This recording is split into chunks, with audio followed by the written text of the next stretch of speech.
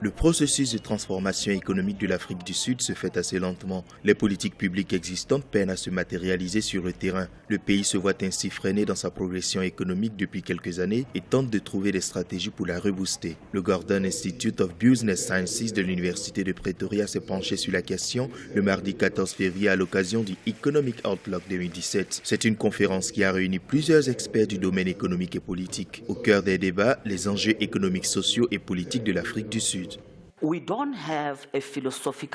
Nous n'avons pas de problème politique en Afrique du Sud, nous avons des problèmes techniques. Ce que nous voyons, ce n'est pas une redéfinition de la philosophie par rapport à l'importance du capital ou l'émergence de ce qu'on peut appeler la gauche radicale. L'ANC a le droit de devenir populiste car il a échoué dans la mise en œuvre des politiques publiques ces 23 dernières années. Les hommes d'affaires devraient comprendre pourquoi ce parti devient populiste. Cela ne veut pas forcément dire qu'il devient radical, c'est juste une manière pour l'ANC de se reconnecter avec ses partisans. To engage in those radical shifts. It is just a way for the ANC to reconnect with its parties. Le 9 février 2017, dans son discours à la nation, le président sud-africain Jacob Zuma était revenu sur la question de la redistribution des terres. Il a évoqué que seulement 9,8% des terres cultivables appartiennent à des Noirs plus de 20 ans après l'apartheid.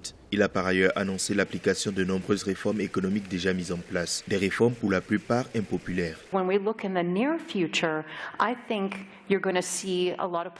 Dans un futur proche, je pense que nous assisterons à une instabilité politique. Nous ne pouvons que nous attendre à cela. C'est ce qui arrivera. Je pense que nous verrons des changements et une plus grande explosion de la crise sociale. Mais vous savez, ce n'est pas une nouvelle chose. Nous avons déjà connu de nombreuses crises dans le passé. De fortes mesures s'en suivent et nous le voyons tout le temps.